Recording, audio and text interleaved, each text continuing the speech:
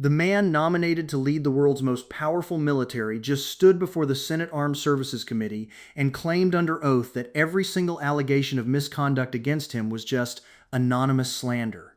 But then the receipts came out on live television. From hiding a confidential sexual assault settlement from Donald Trump's own transition team, to refusing to say whether domestic violence is a disqualifying factor for Secretary of Defense, to documentation revealing anti-Muslim rhetoric and workplace drunkenness. This wasn't a media smear. These were signed statements, official records, and paper trails, including letters from his own family. If you believe that the person overseeing 2 million active duty service members should be held to basic standards of character, transparency, and fitness for command, hit that subscribe button. I'm Neil. This is The Honest Perspective. Pete Hegseth just had his entire defense narrative dismantled in real time, so let's get into it.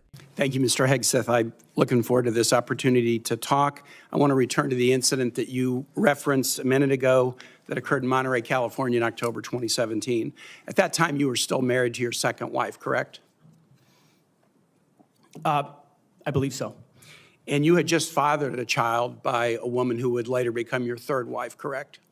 Senator, I was falsely charged, fully investigated, and completely cleared. So you think you were completely cleared because you committed no crime. That's your definition of cleared? You had just fathered a child 2 months before by a woman that was not your wife. I am shocked that you would stand here and say you're completely cleared. Can you so casually cheat on a second wife and cheat on the mother of a child that had been born 2 months before, and you tell us you are completely cleared? Senator, how is that a complete clear?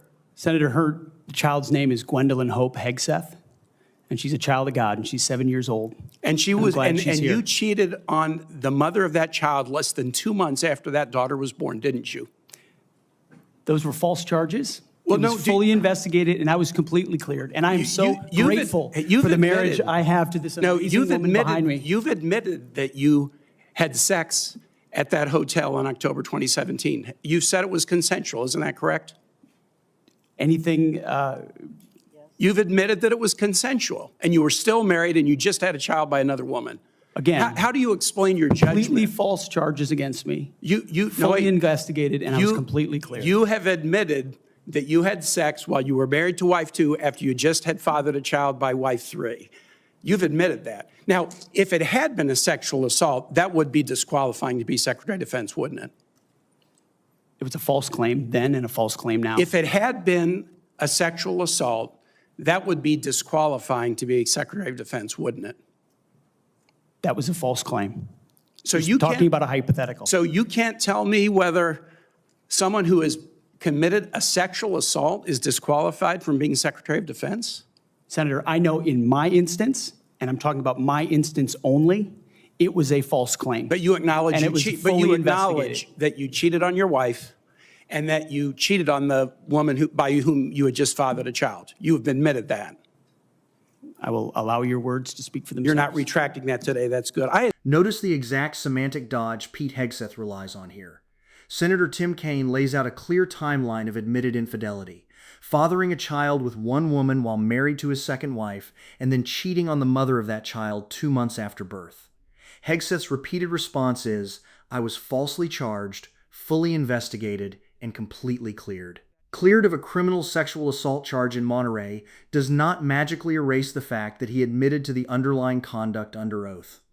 When cornered on the reality of his own choices, he immediately hides behind his 7-year-old daughter, calling her a child of God to deflect from his own actions. That isn't accountability. It's weaponized deflection. Assume that in each of your weddings you've pledged to be faithful to your wife. You've taken an oath to do that, haven't you? Senator, as I've acknowledged to everyone in this committee, not a perfect person, not claiming to be. But no, I just asked a simple question. You've taken an oath like you would take an oath to be Secretary of Defense in all of your weddings to be faithful to your wife. Is that correct? I have failed in things in my life, and thankfully I'm redeemed by my Lord and Savior, Jesus Christ. In finalizing divorces from your first and second wives, were there non-disclosure agreements in connection with those divorces? Senator, not that I'm aware of. If there were, would you agree to release those first and second wives from any confidentiality agreement? Senator, it's not something I'm aware of. But if there were, you would agree to release them from a confidentiality agreement? Senator, that's not my responsibility. Did you ever engage in any acts of physical violence against any of your wives? Senator, absolutely not. But you would agree with me that if someone had committed physical violence against a spouse, that would be disqualifying to serve as Secretary of Defense, correct? Senator, absolutely not have I ever done that. You would agree that that would be a disqualifying offense, would you not? Senator, you're talking about a hypothetical. I don't think it's a hypothetical. Violence against spouses occurs every day. And if you as a leader are not capable of saying that physical violence against a spouse should be a disqualifying fact for being secretary of the most powerful nation in the world, you're demonstrating an astonishing lack of judgment. The incident in Monterey led to a criminal charge, a criminal investigation, a private settlement, and a cash payment to the woman who filed the complaint. And there was also a non-disclosure agreement, correct? It was a confidential settlement agreement off of a nuisance lawsuit. Right. During an interview, you claimed that you settled the matter because you were worried that if it became public, it might hurt your career. Do you maintain that you were blackmailed? Senator, I maintain that false claims were made against me. And ultimately, your attorney those used false the claims, phrase. I have the opportunity to attest my innocence in those false claims. But you didn't reveal any of this to President Trump or the transition team as they were considering you to be nominated for Secretary of Defense. You didn't reveal the action. You didn't reveal the criminal complaint. You didn't reveal the criminal investigation. You didn't reveal the settlement. You didn't reveal the cash payment. Why didn't you inform the commander-in-chief and the transition team of this very relevant event? Senator, I've appreciated every part of the process with the transition team. They have been open and honest with me. We've had great conversations between the two of us. And I appreciate the opportunity that President-elect Trump has given me. You chose not to reveal this, right? Because you knew it would hurt your chances. So you chose not to reveal this really important thing to the commander-in-chief and the transition team because you were worried about your chances rather than trying to be candid with the future president of the United States. Are there any other important facts that you chose not to reveal to the president-elect and his team as they were considering you to be Secretary of Defense? Senator, I sit here before you in open book, as everyone who's watched this process. With multiple non-disclosure and confidentiality agreements tying the hands of many people who would like to comment to us. Much has been made of your workplace behavior as— Pay very close attention to what just happened. Kaine asks a basic, principled question. Is committing physical violence against a spouse a disqualifying offense for becoming Secretary of Defense? Hegseth refuses to say yes. He labels domestic violence a hypothetical. Then comes the cover-up. Hegseth admits that he paid off an accuser with a confidential cash settlement and an NDA following a police investigation, but admits he hid that entire criminal complaint and financial payout from Donald Trump and the transition team. Why? Because he knew it would kill his nomination. Right after admitting he hid secret NDAs and cash payouts to protect his career, he looks the committee in the eye and says, "I sit here before you in open book." The doublethink is staggering. The leader of nonprofit veterans organizations and as a Fox News contributor. Were you fired from either of the leadership positions with the nonprofits? I was the leader. I was the CEO of Concerned Veterans for America and the executive director of Vets for Freedom. Were you fired from either of them? And I was never fired from a veterans organization. Do you have non-disclosure agreements with either of those organizations? Not that I'm aware of, Senator. Many of your work colleagues have said that you show up for work under the influence of alcohol or drunk.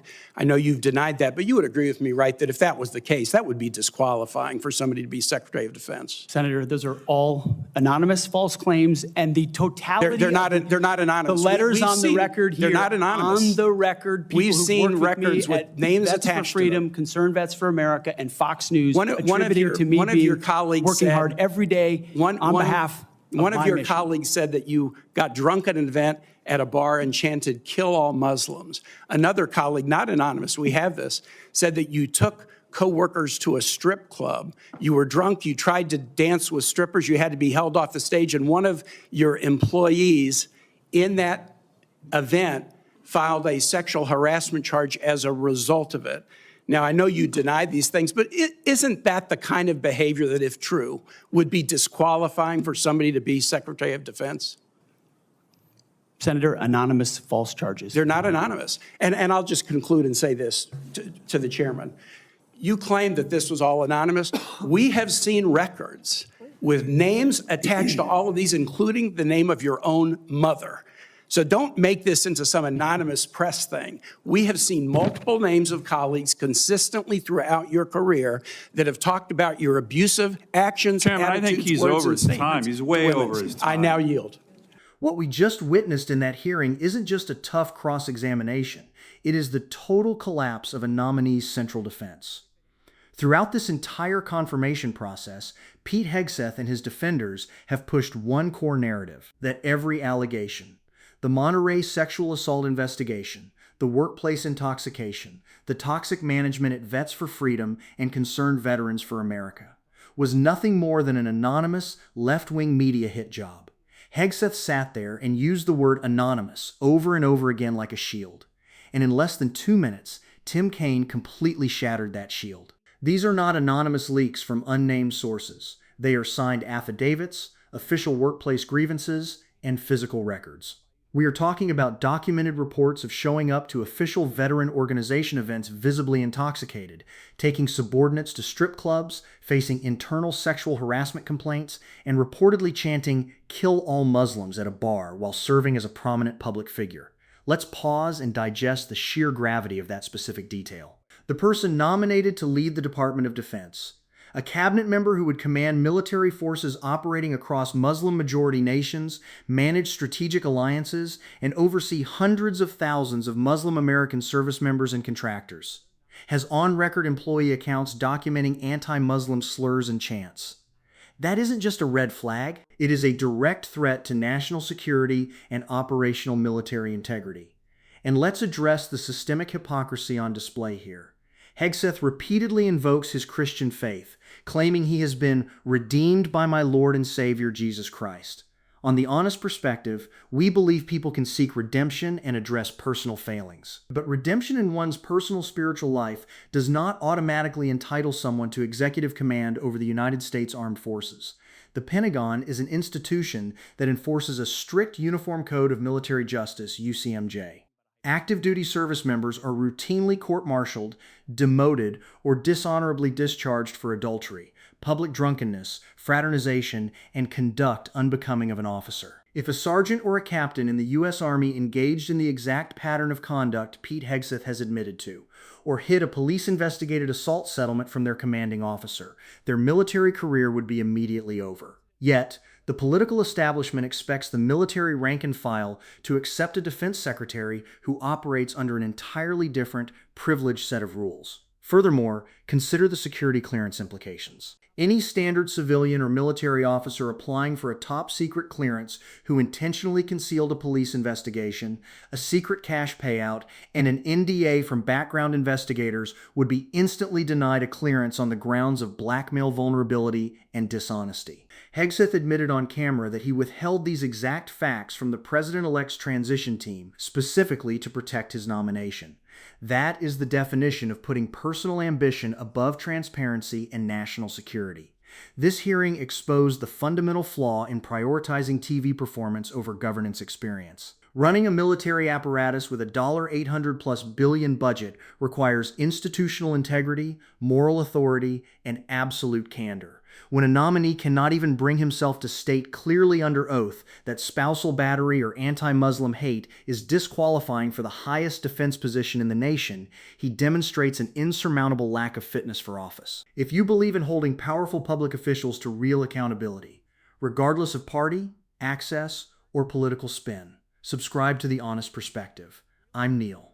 Truth over access, people over profits, and receipts over rhetoric. That's The Honest Perspective. And that's where I'll leave you.